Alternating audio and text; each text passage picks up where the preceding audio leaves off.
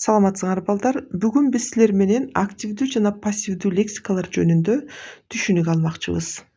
Активдүү жана пассивдүү лексикаларга архаизм, историзм, диалектизм жана неологизм кирет. Эскирген сөздөр. Булар экиге бөлүнөт.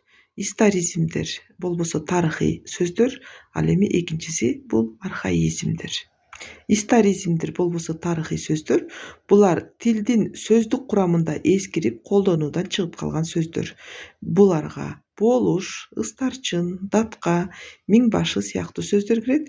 Булар өз учурунда колдонулуп, бирок азыркы мезгилде аларды биз такыр колдонбойбуз. Ошол тарыхый маалдагы болуп жаткан кандайдыр бир окуяларды баяндаганда, же изилдөө учурунда, же көркөм чыгарма жазганда гана колдонулат. Архаизмдер азыр колдонулбаган, бирок өз ордун жаңы аталышка бошотуп берген сөздөр.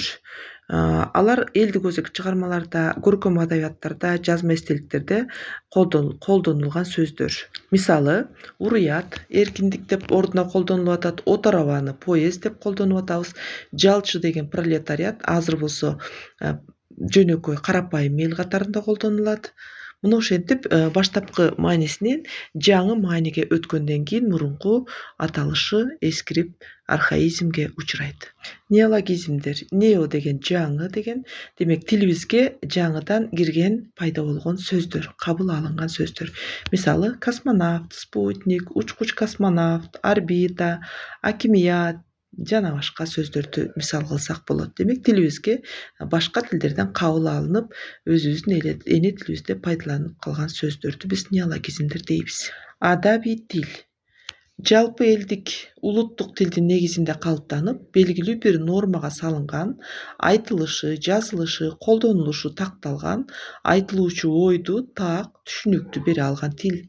Бул кыргыз адабий тили Улуу Октябрь революциясынан кийин калыптанган. Диалект. Бул адабий тилдин өзгөчөлөнүп, белгилүү территорияга гана тараган тилдик өзгөчөлүк. Кыргыз адабий тили эки диалектиден турат: түндүк диалектиси жана түштүк диалектисинен.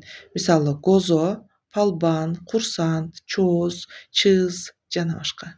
Силерге сөздүк жөнүндө да маалымат бере кетейин. Бир элдин тилиндеги сөздөрдүн жалпы жыйындысы бул сөздүк болот. Аны учурдагы турмуштук зарылдыкка, муктаждыкка жараша китеп кылып, сөздүк түрүнө бастырып чыгарышат. Бул илимий талап. Сөздүккө кирген сөздөрдү муун, тыбыш тартиби менен келтирилиш сөздөрдүн тизими же реестр деп аталат. Кыргыз тилинде төмөнкүдөй сөздүктөр бар. Муну окуп көрүп алсаңар болот. Сөздүктөр төмөнкүдөй типтерге бөлүнөт.